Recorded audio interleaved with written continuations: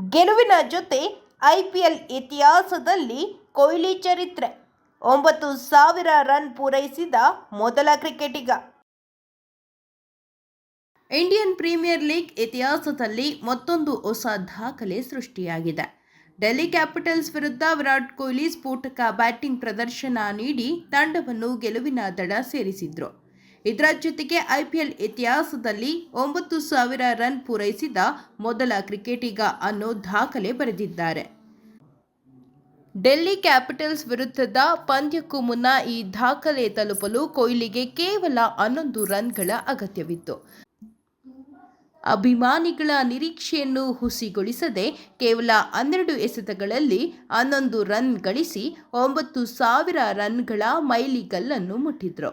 ಈ ಸಾಧನೆ ಮಾಡುತ್ತಿದ್ದಂತೆ ಅರುಣ್ ಜೇಟ್ಲಿ ಸ್ಟೇಡಿಯಂ ಚಪ್ಪಾಳೆ ಮತ್ತು ಸಂಭ್ರಮದಿಂದ ತುಂಬಿ ಹೋಯಿತು.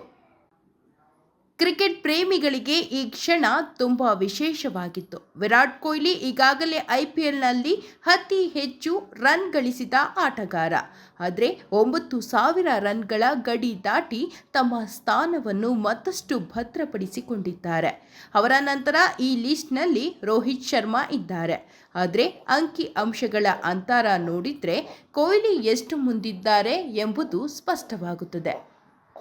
ವಿರಾಟ್ 9,000 ರನ್ ತಲುಪಿದ್ರೆ ರೋಹಿತ್ ಶರ್ಮಾ 7,183 ರನ್ಗಳನ್ನು ಗಳಿಸಿದ್ದಾರೆ. ಈ ಅಂತರ ಕೇವಲ ರನ್ಗಳದ್ದಲ್ಲ, ಬದಲಾಗಿ ದೀರ್ಘ ಕಾಲದವರೆಗೆ ಟಾಪ್ ಫಾರ್ಮ್ನಲ್ಲಿ ಉಳಿಯುವ ಸಾಮರ್ಥ್ಯದ ಸಂಕೇತ. ವಿರಾಟ್ ಕೊಹ್ಲಿ ಅವರ ಐಪಿಎಲ್ ಪಯಣ ಕೇವಲ ರನ್ ಗಳಿಸುವುದಕ್ಕೆ ಸೀಮಿತವಾಗಿಲ್ಲ. ರಾಯಲ್ ಚಾಲೆಂಜರ್ಸ್ ಬೆಂಗಳೂರು ಜೊತೆಗಿನ ಅವರ ನಂಟು, ನಾಯಕತ್ವ, ಒಡೆತನ, ಸಂದರ್ಭಗಳಲ್ಲಿನ ಪ್ರದರ್ಶನ ಮತ್ತು ಪ್ರತಿ ಸೀಸನ್ನಲ್ಲಿ ತಂಡಕ್ಕೆ ನೀಡಿದ ಕೊಡುಗೆ ಅವರನ್ನು ಲೀಗ್ನ ಅತಿ ದೊಡ್ಡ ಮುಖವನ್ನಾಗಿ ಮಾಡಿದೆ.